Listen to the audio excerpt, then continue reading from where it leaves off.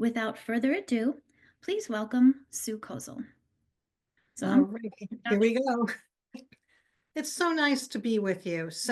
Um, I am your neighbor in Monmouth County. I'm Sue Kozel. I'm out here in Western Monmouth and Upper Freehold, near Allentown, New Jersey. And I'm so honored and delighted to do this program co-sponsored by the MCHA and Monmouth County Library.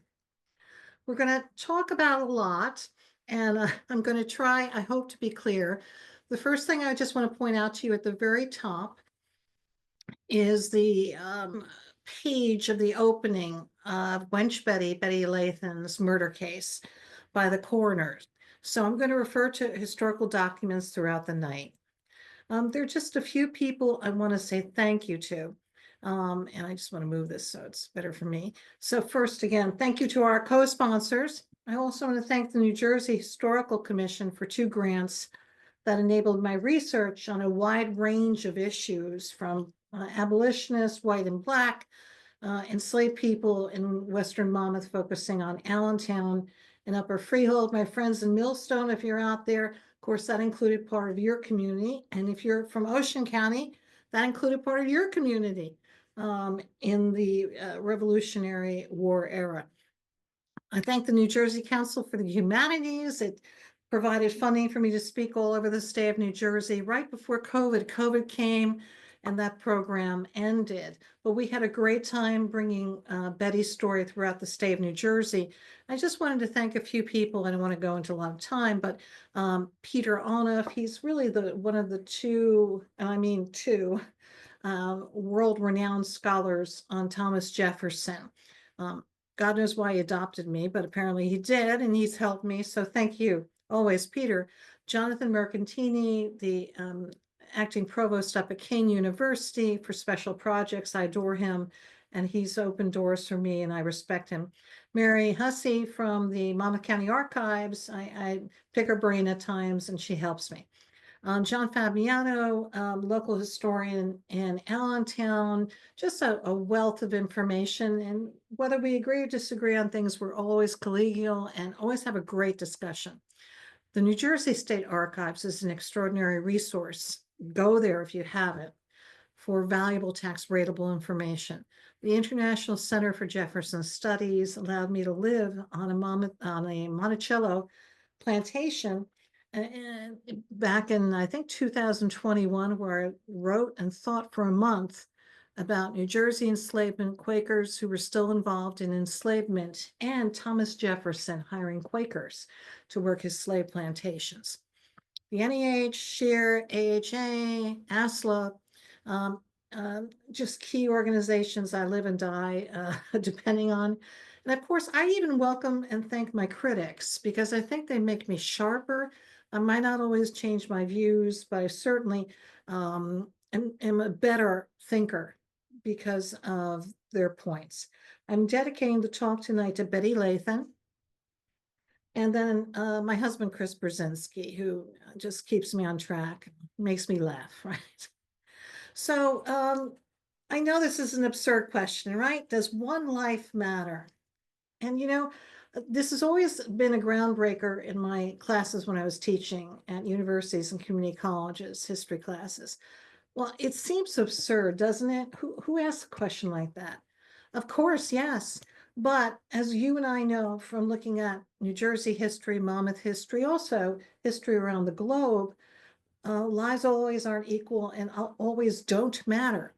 So Betty Lathan's life and death really exemplifies the consequences of white supremacy associated with enslavement, rather, in the North and South. And I want us to think about that. That's the approach I'm taking to her story as we begin.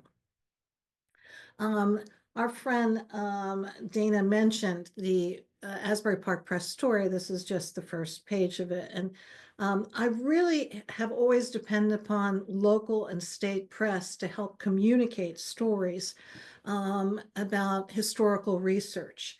And I like when the historians, we actually get to work with reporters and then they ask us really important and good questions, sometimes difficult ones to answer. And I think it's a collaboration. I'm hoping I get to do more interviews with either filmmakers or storytellers, media people, because what we're talking about tonight is public history. We're taking history that's traditional in its approach, and we're bringing it to a public audience. I'm also talking about history from below, my friends, of Marcus Rediker and the writings he's done on Benjamin Lay and others. You know what I'm talking about. We're looking at history that's often neglected rather than looking at the great people, usually the great men of society. So I hope you'll enjoy our approach.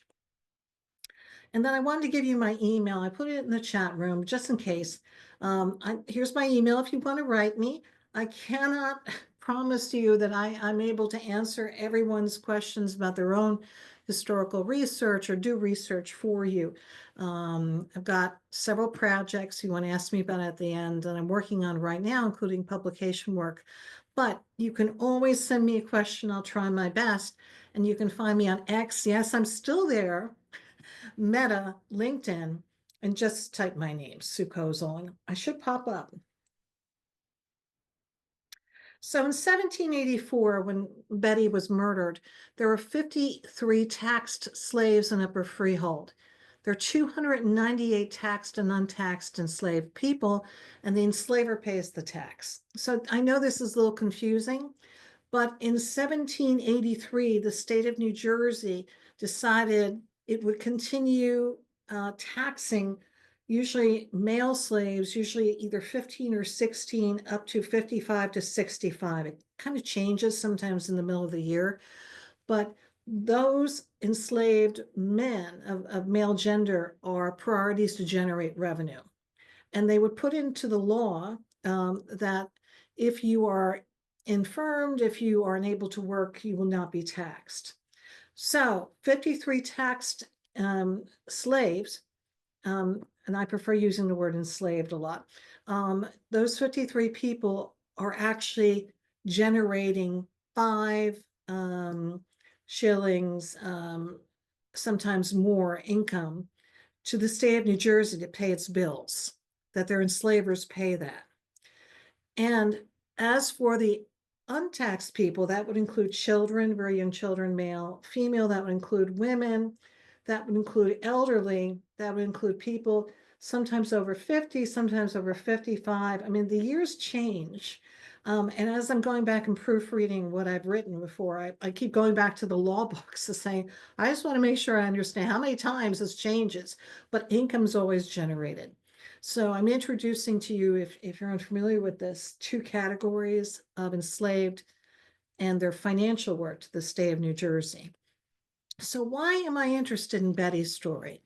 Wench Betty is how part of the court documents refer to her, and those documents are the coroner's inquisition.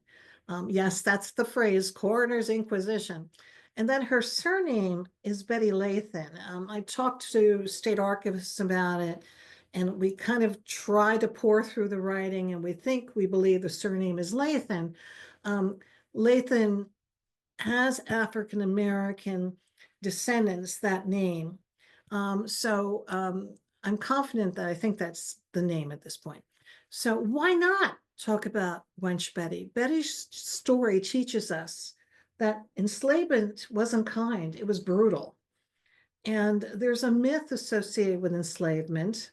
The first is it didn't happen in New Jersey. And thankfully, the New Jersey Historical Commission, under Noel Williams' leadership and the African American research component, Black Trails, and all that good work, is reteaching all of us the narrative of the complications of enslavement and freedom as debate points in New Jersey's history. So yes, and slavery is brutal. And she's an enslaved woman who's murdered by her enslaver. She has a surname which is a little more common in New Jersey than traditional Southern states, but still it's on the unusual side. She defied her owner, who beat her with a horsewhip in front of guests. And Arthur Barkalow, her enslaver, then chases her out the door and back to his home. He's chased her from one home to another. And as she sits in the kitchen, she's killed with a broomstick. So I have justice served. Well, no, of course not. But we have to ask these questions because oftentimes some people may be defensive about talking about enslavement if they have relatives or family history on the enslaver side. Sometimes there's an attitude of get over it, which I find very difficult to try to address. But anytime you have a tragedy of this magnitude affecting large portions of the American and New Jersey population, you have to ask the question, why was slavery established? Who benefited from it? How did it change the nature of rights? How does it address liberty and freedom? And Betty is a nexus for that. Betty's story is a way we can think about it as we remember her. In the coroner's report, I hate reading from slides, by the way, but I'm going to do a little bit of it because there's a lot of information, and I want to give you at least a good foundation so you can read as well as listen to me. So when she's murdered on April 9th, in the home of her enslaver, it's sometimes listed as Allentown, then sometimes listed as Upper Freehold. Well, Allentown and Upper Freehold were one in the same. Allentown's a village in the township of Upper Freehold. So while Allentown's unique, it's part of Upper Freehold at that time. It was separated in 1899, much later. Now, the Barcalos are often spelled in multiple different ways, and the court records have multiple spellings of Arthur, his brother, and other relatives. So one of the confusing things in this case is you have to make sure, is this really the person I'm finding in records? And I can tell you, having read records on the Barcalo family in New Jersey, in Ohio, and in Kentucky, when the family picked up and moved to Kentucky and then Ohio, but again, the spellings are all over the place. So I know you'll probably have questions on that. A coroner's inquisition was held on the 17th. This is pretty rapid fire, and wanted to interview all the people who were present, either at her beating and whipping, and then subsequently at the murder scene. These witnesses sometimes said they didn't observe the violent whipping, beating. Some said they didn't hear any noise from suffering. So it's described as a raw hide whip and often used in horses, for horses to get them moving or to hit animals. And then I want to repeat this again. When she's sitting in the kitchen, he just comes up behind her and hits her once with a broomstick, and it was a lethal blow. So the details of the case are such that this is a violent case. It's an enslaver killing enslaved. Enslaved are viewed as property first and humans second. And it's just kind of shocking when you approach the case just by reading the files. So as I start to talk a little more, we're going to think about slave owners. They're the majority of the coroner's inquisition members. And again, the numbers change a little bit when you look at slaves that are taxed, which are young, male slaves after like in their mid-teenage years, up to either 55 or 60 or 65, depending upon the moment the law is written. So they're in the minority with taxed slaves. They're in the majority when you count the total number of enslaved people they own. So I want you to start thinking, hey, what do you think happened? Was Arthur convicted? Did anybody care on the coroner's Inquisition review group? And think about your ideas. And if you read the Asbury Park Press, try to block that out, all right? But see if your conclusion matches what we'll discuss with Betty's story. And then, was Arthur Barcalo a large landowner? He owned over 218, sometimes 170 to 218 acres of land. And the alleged murderer, was he given bail, charged, or set free? I think those are good questions, right? I almost feel like I should go dunk dunk for law and order, right? Because I'm an expert now with law and order. So this is a typical document. This is from the New Jersey State Archives file. I have a detailed footnote on the front of this PowerPoint, but it's from the Inquisition report. And what you're looking at are the signatures of the men serving, the 12 men serving plus James Cox, the coroner. And this is significant because they reached probably a surprising conclusion.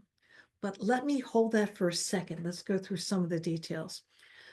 So the coroner's inquisition members for 1784, 11 of the 12 are from Upper Freehold, and I know that because I've read the tax records. In 1784, New Jersey, in its wisdom, decided that every town, when they conducted their tax records, are also doing a mini census. This is very unusual, of how many white people are in families in the town, how many slaves total taxed and untaxed are included in the town. There aren't very many records that do the same things available for Upper Freehold. So 1784 is an unusual year. 5 of the coroner's inquisition members out of the 11 that are from Upper Freehold own 7 taxed slaves. If I count taxed and untaxed slaves, I have 7 men who own 28 slaves. So usually I'm starting to, if I'm doing the talk in face to face, or if when I was in the classroom, people's body language would start moving and people would start scratching their heads and, faces would be like, oh my God, this is horrible. Because they're making the assumption that, of course, these men are going to deny Betty's memory justice. That's a presumption, right?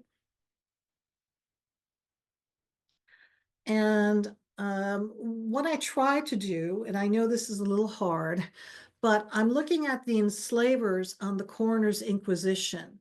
And I tried to break down who had how many enslaved people. And so sometimes we have 2 or 3 names of the same surname and first name. And that's the case with William Montgomery, with Peter Imlay, and with John Imlay. The exception is William Montgomery. There are 2 of them actually serving, Major, as they said, and Junior.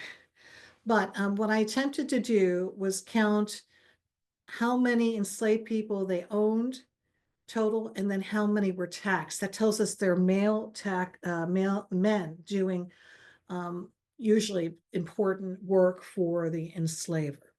I would argue that anybody working for an enslaver against their will is doing important work, but there's a distinction. Tax records are not taxing children, women, and elderly.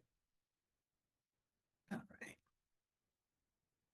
So I wanted to show you something. I hope my little head's not blocking this. I'm going to try to move this. Arthur Barkalow had 0 taxed slave. So I drew a little box. This is my 2nd grade attempt at drawing. Okay. And this is from the actual tax roll of 1784 provided by the New Jersey State Archives. I love the New Jersey State Archives. And here we see David Bard Jr.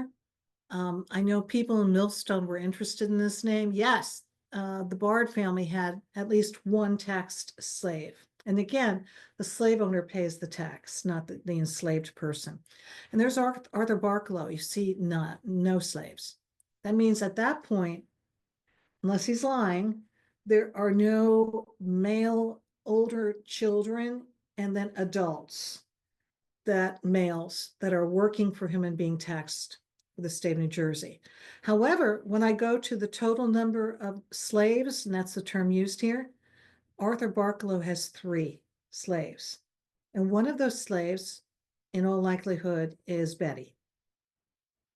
So what I've done with this is I've spent, it seems like years of my life just reading these records, trying to get used to reading them.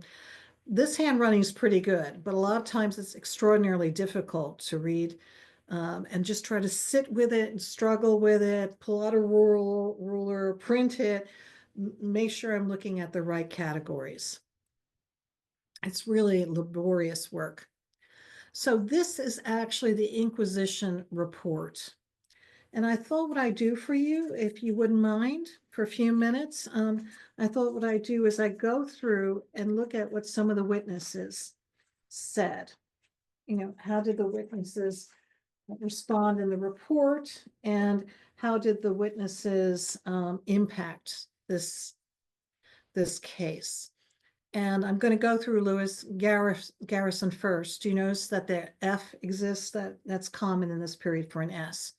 So each one is sworn in with their hand raised to Almighty God, that what they're saying is true. And let's go to the transcription. So Lewis Garrison testified that Arthur Barkelow's relative, his brother, went into the kitchen of Arthur's house to verify Betty was dead. So he had been involved in the following of Arthur Barkelow as he's continuing to whip and chase Betty back to his home. They go from the brother Derek Barkelow's home and run across the plantation land to Arthur's. Now, when I looked at tax records, Lewis Garrison did not have any enslaved people on tax records. Daniel Barkelow said he knew nothing of her death, and he was present. And then apparently he used a very unflattering term I won't mention here. And somebody in a later time period tried to cross it out in the tax records. It's completely different. It looks like modern pen. So one of the things with these cases is when they're controversial and people get upset when they learn about this, some people try to mark and destroy references in archival records. I'm so grateful that a lot of this is digitized, so that doesn't happen. We don't lose documents, they don't go destroyed and the like. Now, Parthenia Lawrence's family owned some of the largest numbers of enslaved people in Upper Freehold. And she was present. And she saw Arthur, quote, take down a whip and go out with the same, but saw no violence offered to the Negro wench. So either she's lying or she left the house. It's unclear. Imagine you are the coroner, James Cox, and your team is interviewing all these people, essentially taking depositions as to what did you witness. How they almost feel like prosecutors, don't they? Like a prosecutor or a detective team investigating. Okay. John Warwick testified that he was at Derek Barkelow's house where this little soiree was going on, and Betty said no, she would not leave. She would not go home. She told Arthur to his face, absolutely not, no, she would not leave. And Arthur Barkelow telling his Negro wench, and that's directly from the court case, who arrived to go to his home. Arthur gave Betty some stripes, meaning he whipped her, and she went home and he immediately followed. So a lot of times people say, how do you know wench means an African-American woman in this case, and how do you know she's enslaved? There's such an amazing scholarship by Black feminist writers and others talking about wench as a derogative term. I know sometimes people think of the serving wench in a tavern, but when you look at enslaved ads of women throughout the country, women are always referred to as wenches for sale. So it's kind of a trigger, ding ding, as to the status of enslavement. Joseph Brown also joined Warwick.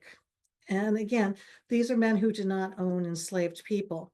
And when they arrived chasing Arthur, you got to imagine it's two guys running across fields chasing Arthur as he's running after Betty, still trying to whip her as she's running into Arthur's home from Arthur's brother's house. And they did not stop him. It's kind of amazing, right? When they arrived, they saw Arthur beating Betty with a rawhide whip. And then they saw, and they were standing outside. So the kitchen was close to a door where they could see. they saw Arthur strike her with one blow on the head as she's sitting in a chair. And the language in the court records refer to walking up behind her. I can visualize it in my head, right? And they entered the house after Derek, Arthur's brother, came, and they found her dead. And Warwick couldn't write, so there was an X, next to his name that this was true, his account. Arthur's brother, Derek, said he was inside his own home when he heard a noise, and that he somehow turned, checked it out, and saw his brother whipping Betty with a small whip. And then Derek asked him, "Why are you doing this?" And Arthur replied she would not go home when he bid her. She said no, and she refused to move. Betty had agency. I have to think about, without evidence, without Betty's journal, without details from somebody with more of what happened, I am speculating, raising questions, right? I don't know for sure if this is the case, but I think I have the right to ask questions about it. So, did she have a relationship with Arthur? Did she tell him no before?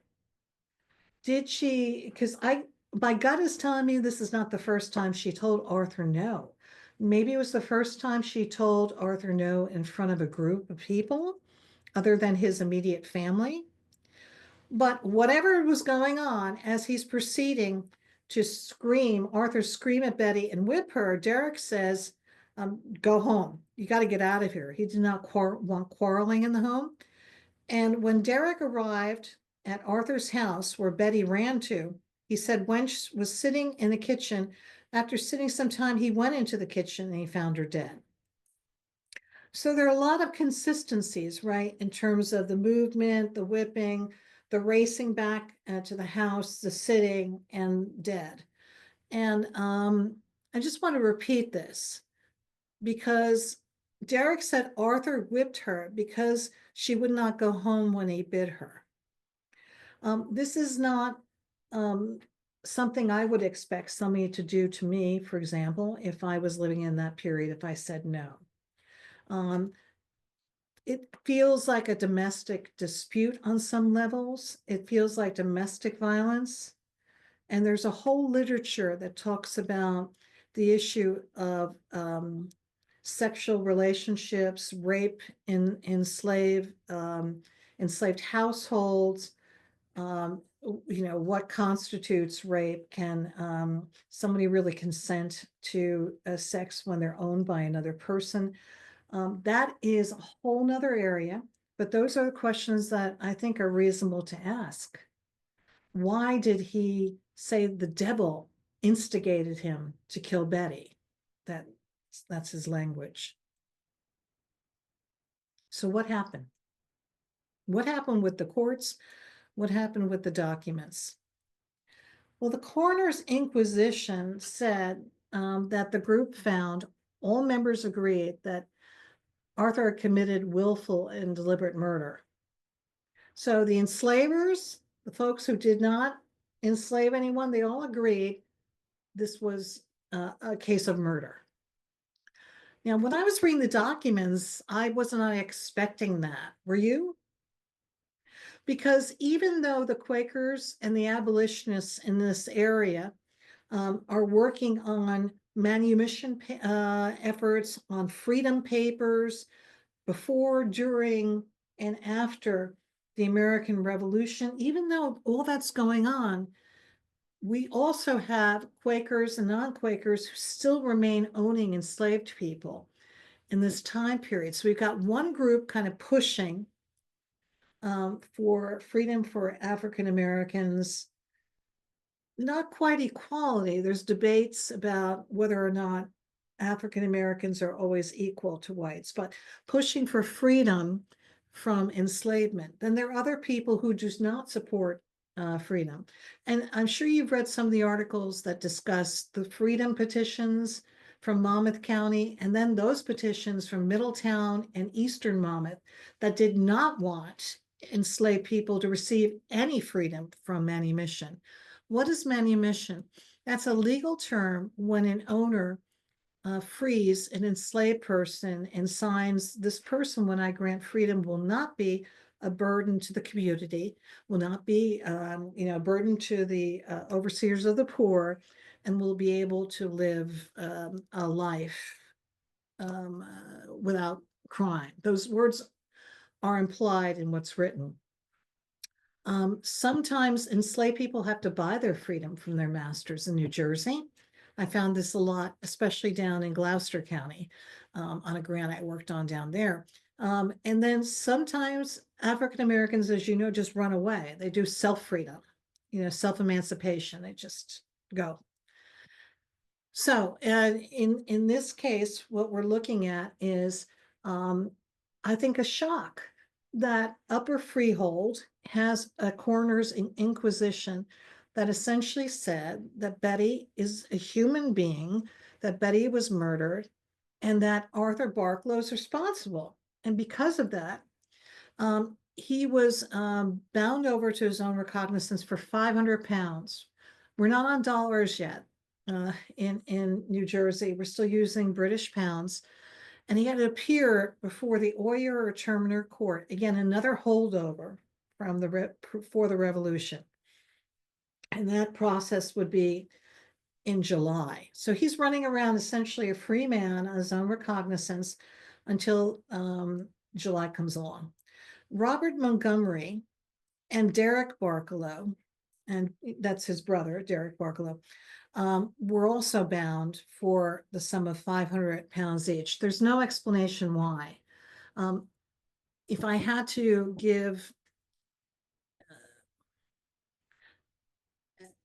an intelligence guess, I would say number one, they were afraid Derek Barklow might flee rather with his brother.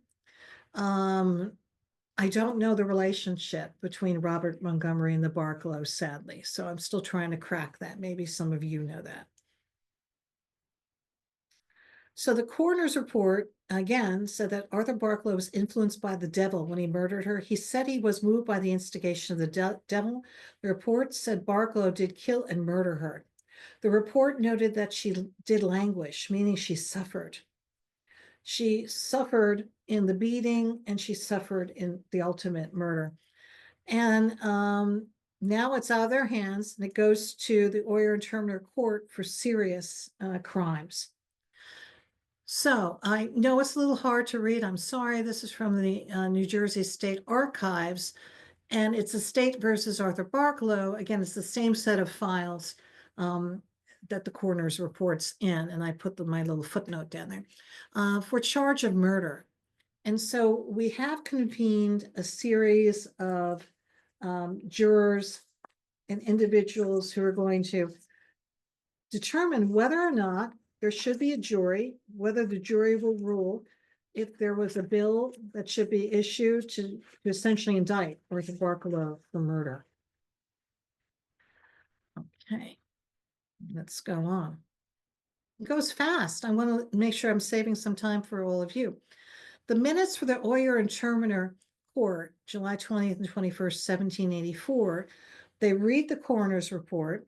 Arthur Barklow is in the sheriff's custody. He's not in the gaol, GAOL, which is the jail. He's not in that, but he's reporting to the sheriff. The grand jury found no bill against the prisoner on the 21st and ordered that he be discharged upon giving security. So Arthur had to pay 500 pounds, while a new person, Peter Imlay. Now, do you remember Peter Imlay? There was an Peter Imlay in the coroner's report. There are two Peter Imlays in Upper Freehold at that time. So it's unclear to me if it's the one who served on the coroner's group or a separate one. That he also had to pay 500 pounds. I'm sorry, 250 pounds, as well as Derek. And notice Berklow. All these names are spelled crazy, but still the same people. They each had to pay 250 pounds. I don't know if they got the money back. He was required to come to the next Oyer and Terminer and general Gall delivery after the next hearing, and the record stopped.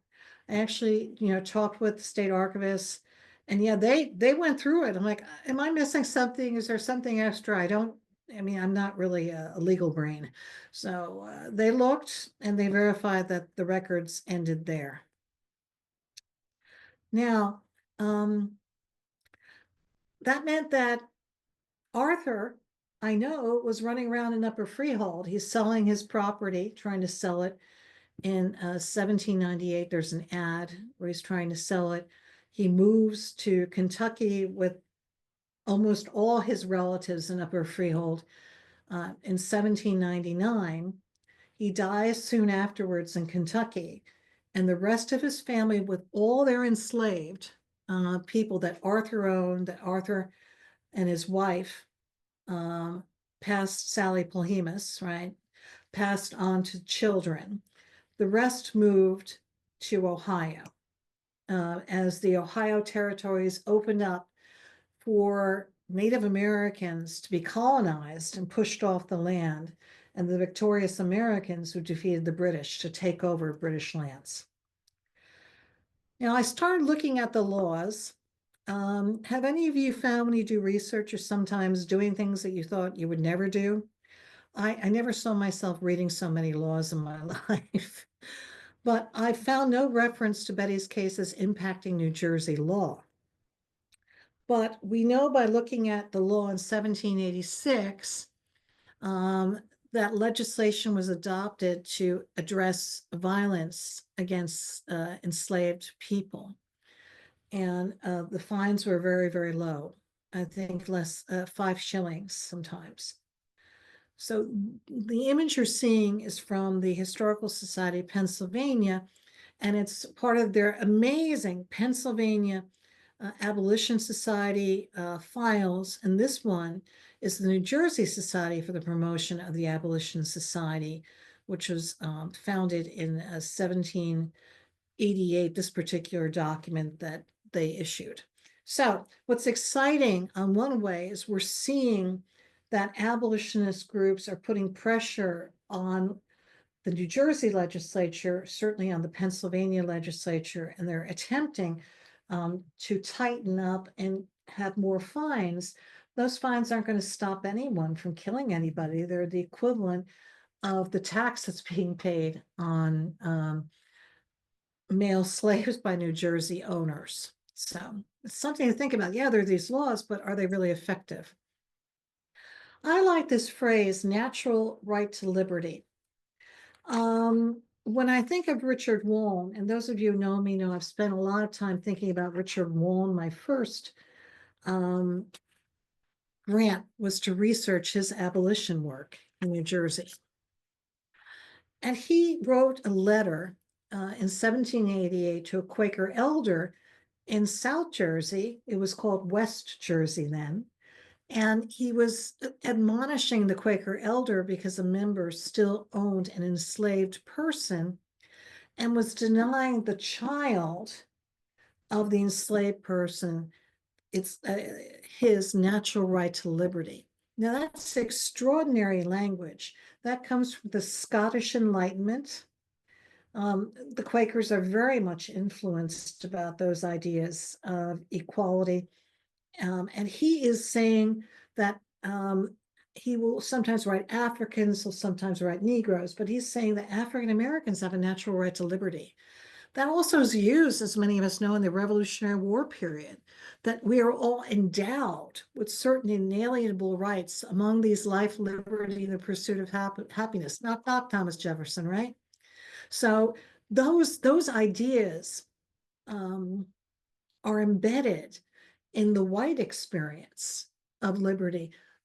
And Wolff's articulating this for African Americans in New Jersey. He's also going to Supreme Court cases after Betty's been murdered. He's attending Supreme Court cases to monitor for the Pennsylvania Abolition Society what's happening in disputed manumission cases. And sometimes a owner will die and in his will free a woman and a male, let's say enslaved person. If that woman has children, here's where the problem comes in, and this happens several times in New Jersey history. The survivors of the enslaver who died will claim those Black children as their slaves, even though the mother is free and the right of freedom should have been passed to the children. So there are a number of manumission cases and legal cases going forward in New Jersey to say, hey, stop. This child is a free child. And so Warren was involved in a number of monitoring those cases, and I believe actually hiring at least one of the young men that was freed under a manumission case before the New Jersey Supreme Court. As we conclude, because I want to give you time, the crime's violent nature. Did Arthur Barklow go into violent rage because Betty talked back to him? She defied him. And that's one question we should think about. Did Betty seek to assert control over her own movements and choices? Well, it seems she did. She said no. Is it true that she came to Derek Barklow's house unwelcome by her master? That was a term referred to. Arthur, what does that say about her thoughts of identity and freedom of her own? It's very interesting if we pull back. We have nothing on Betty's life before, really. We only know about Betty through her death because the tax rolls will not list the names of African American enslaved people. We sometimes get enslaved people who were freed listed as free Blacks. And Upper Freehold will do that sometimes in a column, especially after the 1870s, after 1887, 1888. In 1884, we will have the listing of at least 5 African American men who are free Blacks in Upper Freehold. You will find sometimes that they have slaves listed in their households. That is because I believe many African Americans had to try to buy relatives back from the enslavers that owned them. And so they're in the process of buying back relatives. I believe that's what's going on there. I don't believe these are enslaved people enslaving other African Americans. One last case, and then I think I should be quiet, right? At least one member of the Barklow family still owned at least one taxable slave and multiple others after Betty's murder.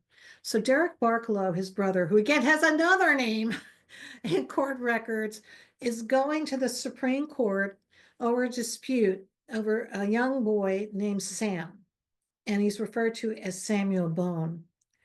And what Derek did was he threatened to kill any Supreme Court justice that came to his house with a habeas corpus case to figure out, is Sam Bone a free child or should he be an enslaved child?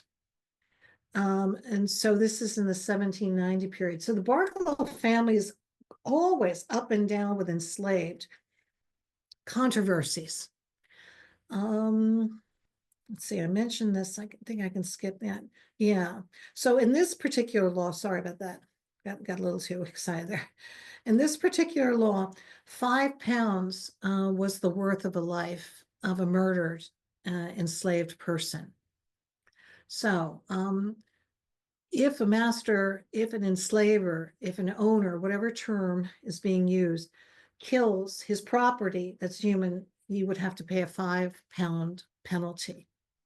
And it could be a she too, by the way. It doesn't always have to be a male. Well, I will leave you for questions. This is Richard Wallen's home, historic Wallingford. Now, he did own one slave. The tax records show that. I have that. And he did have other enslaved people he freed, and he did hire free Blacks. This is a county park in Monmouth County. I can't show you where Betty was killed. I can't show you the Barklow homes.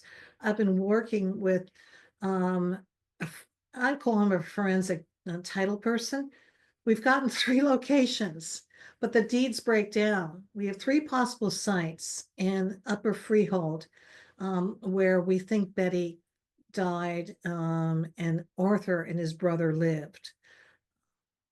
I want to thank you because I probably raised more questions that can be answered, but I can't wait to hear some of your questions. And we'll leave it at that. Thank you so much for your time. Hello. Okay. Hello. Okay. Wow, that was wonderful. Thank you. And I think it's great when it raises more questions because it gets people interested and gets them thinking, right? I hope so. Yeah. Let's turn off this light because it's crazy bright. You Okay, want so me to stop sharing or what? no, you could stay Oh, where you are. okay. You're fine. Okay. Um, okay, let's see. Who's got some questions for Sue? I'm getting a lot of compliments, but No, that's nice. Feel free to curse me too. Feel free. okay. Roxanne Wallace. Okay, Roxanne is asking, hmm. Oh, okay. She's just making a comment. Blacks Hmm. did sometimes own slaves. Oh, yes, yes. Okay. So someone's asking, how did you first hear about Betty's case? How'd you come to? Oh, thank you. That's a good question. Whoever you are, thank you. I was reading, it was 2009. I was on a grant in the State Archives from the New Jersey Historical Commission.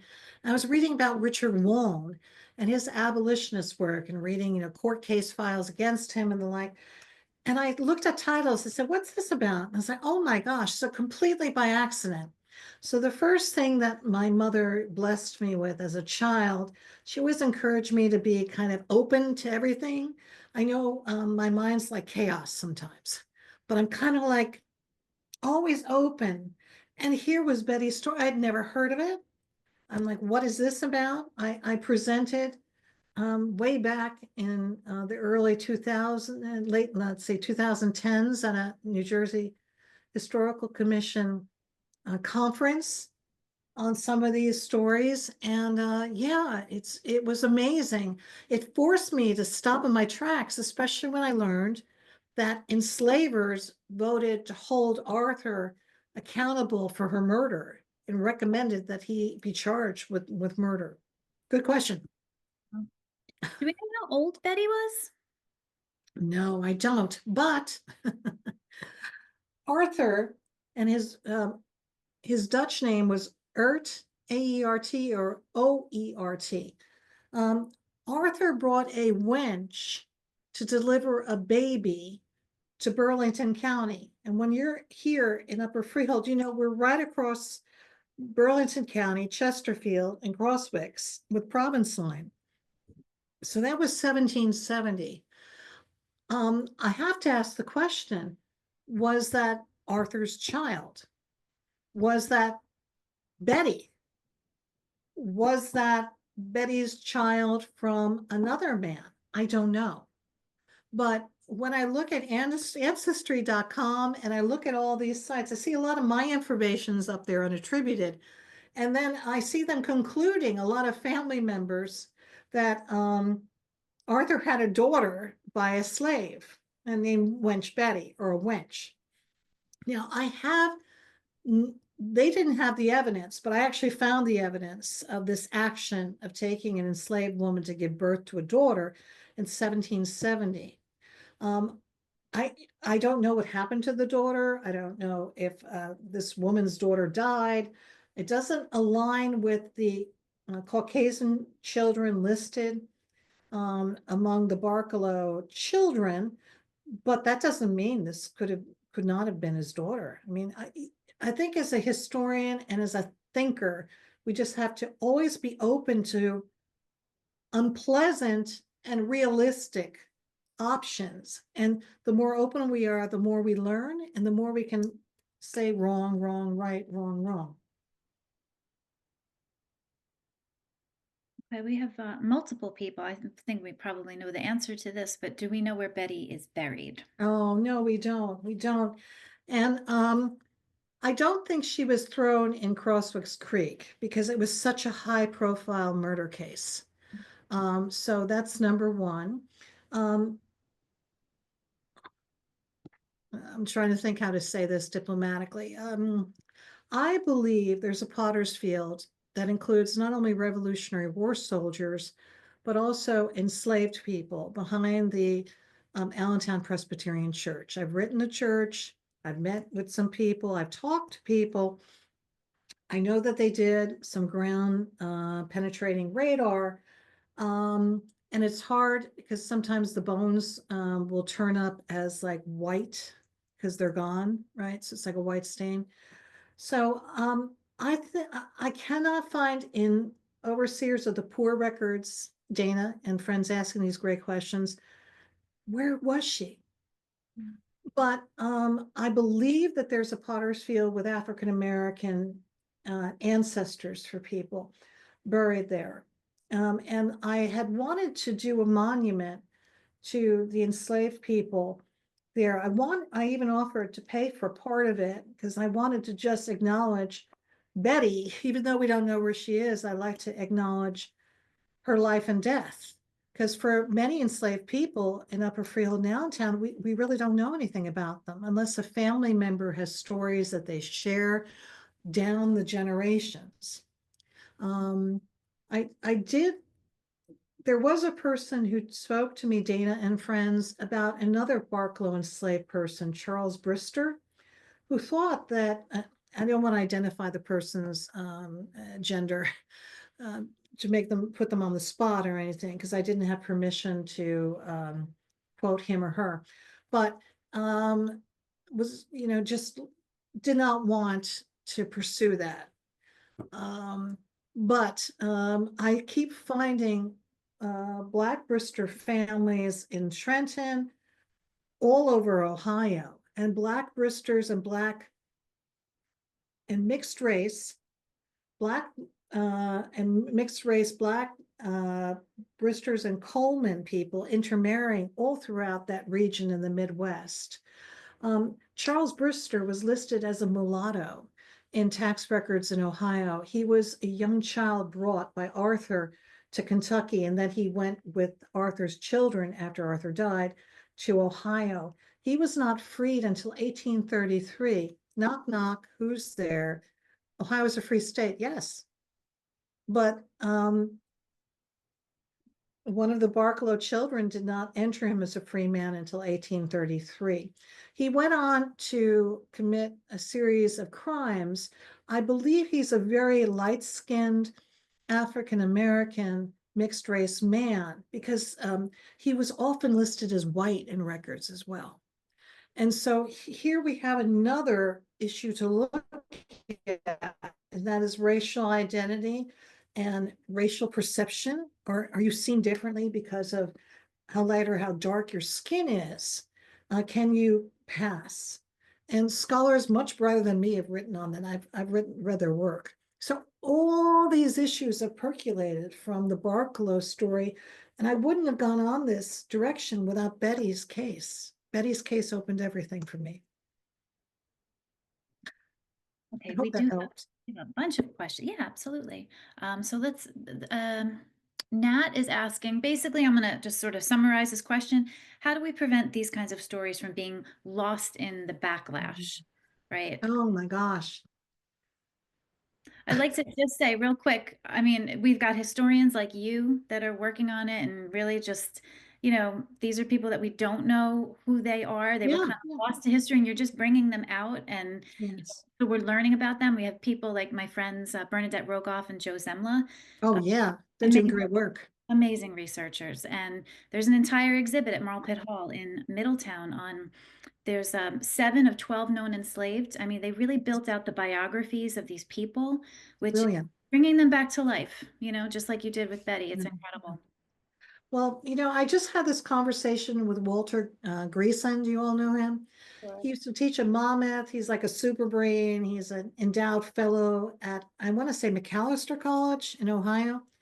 And Walter wrote me a note on Facebook, and I was kind of so moved by it. And he just said, thank you for bringing this story, not letting her die. And I went, um, it's very interesting because in history, there's a pressure to publish. And I wasn't a tenure track PhD person. And a lot of stories don't have endings. A lot of stories have major holes. And that's not really attractive to many academic press. So being able to do public history, thanks to New Jersey Historical Commission, thanks to humanities. All right, I'm going to say this, and I'm speaking as an individual, not for any agency or any organization. We're not going to be erased.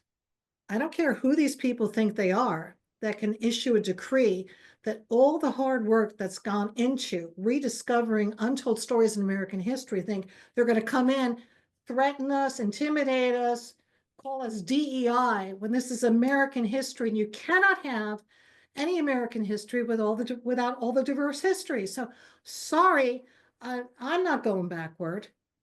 And I don't think anybody should. I think that if there's some way to actually have a consortium that allows us to publish on a smaller scale these stories, because a lot of times they're not going to be monographs, they're not going to be full academic books.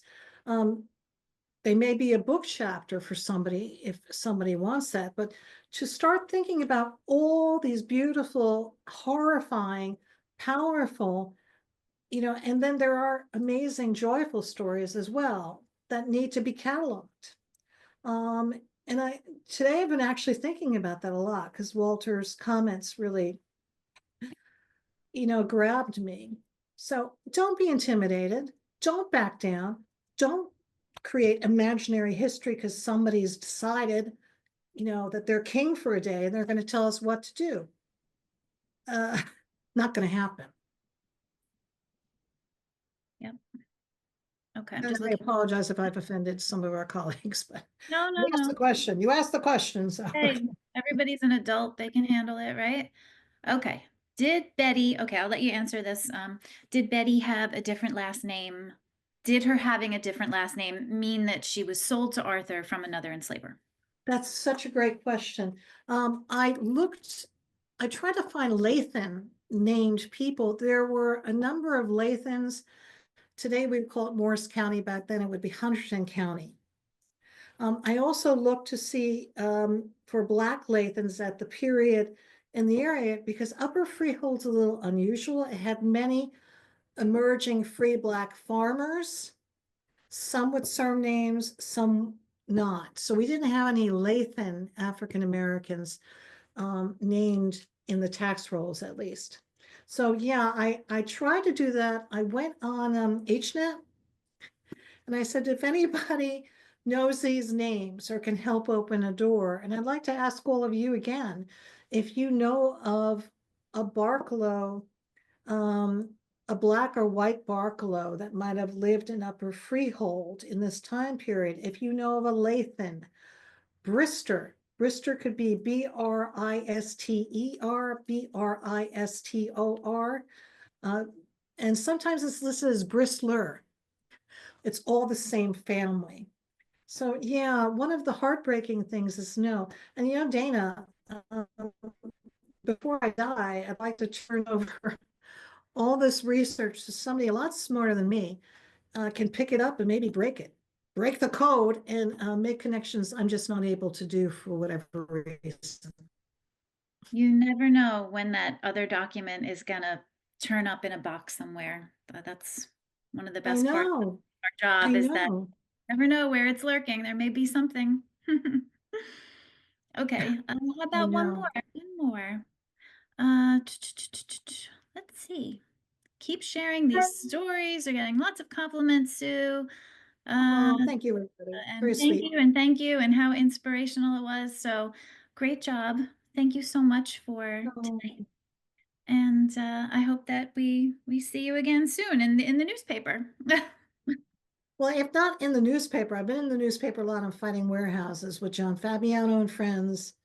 They're trying to destroy a Revolutionary War site in Upper Freehold. But I welcome, if you ever want to do like a brainstorming group, if we want to do a training to teach how to actually read tax documents, because they're available to anybody from the state, digitized. They're just hard Mary, to decipher. I So, think Mary, if yeah, she's partner on that. Yeah, I know. All right. All right, everybody. Happy Black History. Thank you for coming. I really am so proud to have, have shared your time. And be safe and stay warm. Thank you. Have a good night. Bye. Bye, everybody.